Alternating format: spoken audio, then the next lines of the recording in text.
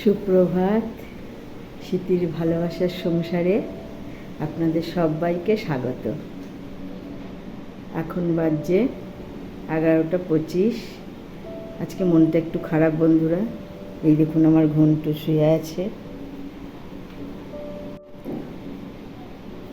এই দেখুন সব কান টান ফাটিয়ে এসছে। এখন সিজন চলছে তো বাইরে তো ওরা যায়। এই দেখুন কি অবস্থা। কালকে সারা রাত বাড়ি আসেনি, আজকে সকালবেলায় 8:30টার সময় বাড়ি এসছে। এই অবস্থা, এই পাটা ফুলিয়ে এসছে, এখন শুয়ে আছে। দেখি ওষুধপত্র দেবো। মন খারাপ হলে কী হবে, রান্নাবান্না তো করতেই হবে। চলুন রান্নাঘরের দিকে যাই, দেখি কি রান্না করা যায়। কড়াই অলরেডি ভাত আমি বসিয়েই দিয়েছি। কড়াই কিন্তু আমার খুব গরম হয়ে গেছে। কড়াইয়ে দিয়েছি সাদা তেল আর দিয়েছি বাটার। এটা আমি বানাবো চিকেন স্টু। আমি আদা বাটা দিয়ে দিলাম আর দিয়ে দিলাম একটু রসুন কুচি। আদাটা বাটা ছিল না, আদাটা আপনার গ্রেট করা ছিল। রসুন কুচি দিয়ে একটু হালকা নাড়বো, নেড়ে খানিকটা পেঁয়াজ দিলাম। এই চিকেন স্টুটা আমার এক নাতনি খেতে চেয়েছে, ওর জ্বর, কিছু খেতে ভালো লাগছে না। তাই আমি জিজ্ঞেস করলাম কি খাবি, তো বললো আমাকে চিকেন স্টু করে খাওয়াও। বললাম ঠিক আছে, আমি করে তোকে নিয়ে দিয়ে যাবো এসে। তো একটু হালকা ভাজা করি চিকেন স্টুয়ের। এগুলো তো বেশি ভাজলে হয় না। আমার সবজিও কেটে রেখে ধুয়ে রাখা আছে। একটু হালকা নাড়ানাড়ি করে আমি এবার এর মধ্যে দিয়ে দেবো আপনার গাজর, পেঁপে, আলু আর কেটে রেখেছি বিনসটা আমি একটু পরেই দেবো, এখন দেবো না। আগে এগুলো একটু ওর সাথে নাড়াচাড়া করে হালকা একটু করে নিয়ে ওর মধ্যে আমি চিকেন স্টুটার মধ্যে মশলা সেইভাবে আর কিছু দেবো না, একটু হালকা হালকাই বানাবো। আমি চিকেনটাকে কিন্তু গ্রেট করে নিয়েছি, আমি সিদ্ধ করে রেখেছিলাম চিকেনটা সিদ্ধ করে রেখেছি। তার কারণ হচ্ছে চিকেনের পিসগুলো একটু বড় বড় ছিল। চিকেন স্টুয়ে সাধারণত ওই ছোটো ছোটো করে চিকেনই দেয়, আমি একটু বড় বড়ই দিয়েছি। ও একটা লেগ পিস খেতে চেয়েছিল, সেই কারণে একটু বড় বড় করেই দিয়েছি। তো এবার চিকেনটা দিয়েও একটুখানি নাড়াচাড়া করি। আসলে জ্বরের মুখ তো কিছুই খাচ্ছে না বাড়িতে, তো সেই কারণেই দেখলাম যে যদি একটু খেতে পারে, হ্যাঁ, একটু করে দিই। এবার আমি দিয়ে দিলাম একটু টমেটো আর একটু বিনস দিয়ে দিয়েছি। এগুলো একটু নাড়াচাড়া হলে পরে তারপরে আমি যে চিকেনটা সিদ্ধ করে রেখেছিলাম সেই চিকেনের জলটাই আমি এর মধ্যে দেবো, নাড়ি। আর একটু দিয়ে দেবো গোলমরিচের গুঁড়ো, একটু নুন দিলাম। নুন দিয়েও আবার একটু হালকা করে নাড়াচাড়া করলাম। আজকে অনেক কিছু রান্না হবে। আজকে এই চিকেন স্টুটা হচ্ছে। আমি বন্ধুরা আপনাদের একটা রেসিপি আজকে দেখাবো।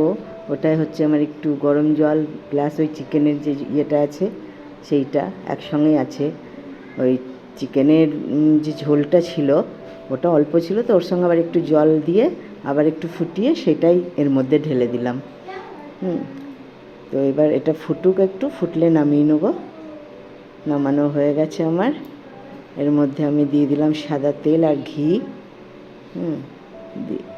এইবার আমি আপনাদের একটা রেসিপি দেখাচ্ছি, যেটা উত্তরপ্রদেশের খুব বিখ্যাত রেসিপি, তেহারি করতে আপনার ফোড়নে দিলাম গোটা গরম মশলা, লঙ্কা, তেজপাতা।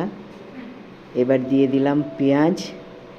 এগুলো একটু ভালো করে নাড়াচাড়া করতে হবে। তেহারিতে অনেক কিছু লাগে, ডিম দেওয়া যায়, আপনার চিংড়ি মাছ দেওয়া যায়, তারপরে হচ্ছে মাংস ছোটো ছোটো করে পিস করে সেটা দেওয়া যায়।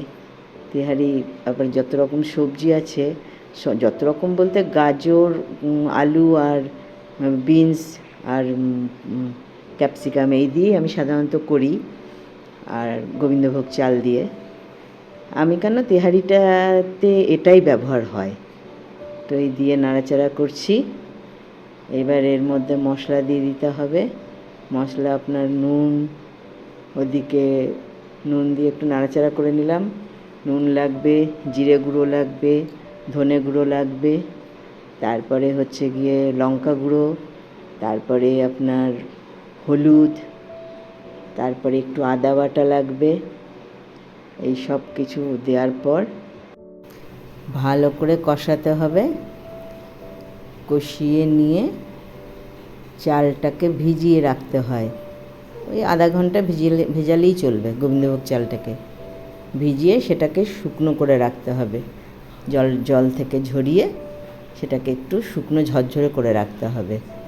এইসব দেওয়ার পর এর মধ্যে কাজু যাবে, কিশমিশ যাবে, নাড়াচাড়া করে আমি কিন্তু এর মধ্যে বন্ধুরা ডিমটা তেলে দিয়ে দিয়েছিলাম, ঝুড়ো ঝুড়ো মতো দেখতে পাচ্ছেন।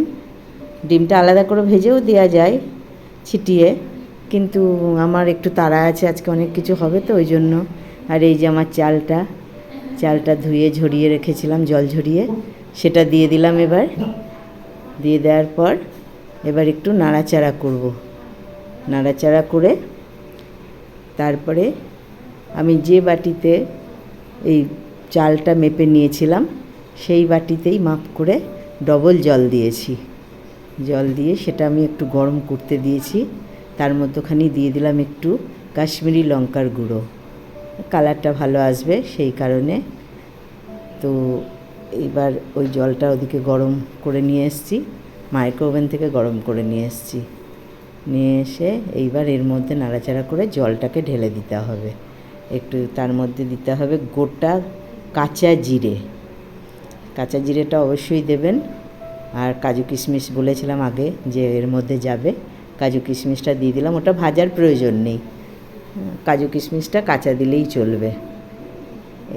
এটাকে অনেকজনা মিক্স রাইসও বলে, তবে মিক্স পোলাও এরম বলে।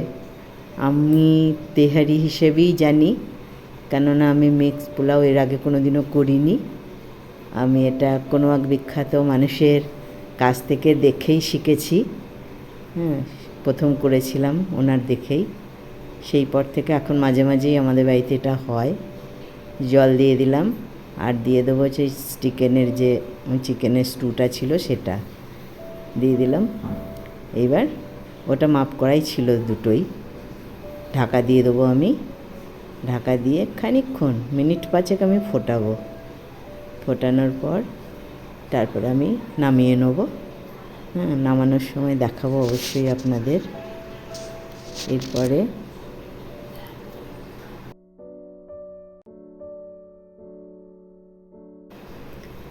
রান্না হবে আমার শঙ্কর মাছ। আজকে আমাদের শঙ্কর মাছ এনেছে। এই দেখুন তেহারিটা লাস্ট পর্যায়ে আমার এরম হয়েছে। আমি একটুখানি চিনি দিয়ে দিলাম, এটা সব রকমটাই ব্যালেন্স রাখতে হবে, কারণ নইলে ভালো লাগবে না। একটু চিনিও দিতে হবে হালকা, কিন্তু খুব বেশি না। পোলাও যেমন মিষ্টি হয় সেই মিষ্টিটা নয়, কিন্তু এটা চিনি দিতে হবে অল্প। তো এরপরে আমি আমার শঙ্কর মাছ এনেছে আজকে, লাস্টে একটু ঘি দিলাম। ঘি দিয়ে এবার আমি এটাকে নামিয়ে ঢাকা দিয়ে রেখে দেবো। এটা এখন প্রথম অবস্থায় দেখে একটু লাগে, মনে হয় গায়ে লেগে গেছে, কিন্তু পোলাওয়ের নিয়মই তাই, ঠান্ডা হয়ে গেলে ছেড়ে যায়। আর এই হচ্ছে শঙ্কর মাছ। শঙ্কর মাছের যে এত দাম হয়ে গেছে বাজারে, আমাদের এখানে অনেক আগে আমরা শঙ্কর মাছ কিনতাম 30 টাকা 40 টাকা কেজি। এখন শঙ্কর মাছ পৌঁছে গেছে 350 টাকা 400 টাকা কেজিতে। আলু দেওয়া হবে শঙ্কর মাছটা শুধু করলেই ভালো হয়, কিন্তু একটু যেহেতু আজকে আলুর সেইভাবে কোনো আইটেম হয়নি, সেই কারণে একটু আলুটা দিয়ে দেবো। শঙ্কর মাছ অ্যাকচুয়ালি মাংসের মতো রান্না করে। ওদিকে আরেকটা ওভেনে আমার ভাত হচ্ছে, ভাত হয়ে এসছে, ভাত এবার আমি নামাবো। শঙ্কর মাছটা ভেজে নিই। আমার দুটো কড়াই চাপিয়ে দিয়েছি, আগেই বলেছি বন্ধুরা, একটু আমার তাড়া আছে, আজকে অনেকগুলো রান্না তো সেই কারণে। আমি আলুটা হালকা ভাজার পরই ওর মধ্যে মশলা দিয়ে দিয়েছি। মশলায় দিয়েছি আমি আদা বাটা, পেঁয়াজ বাটা, রসুন বাটা, আর দিয়েছি হলুদ গুঁড়ো, লঙ্কা গুঁড়ো। আমি ওর সঙ্গে কাঁচা লঙ্কাও দিয়েছি।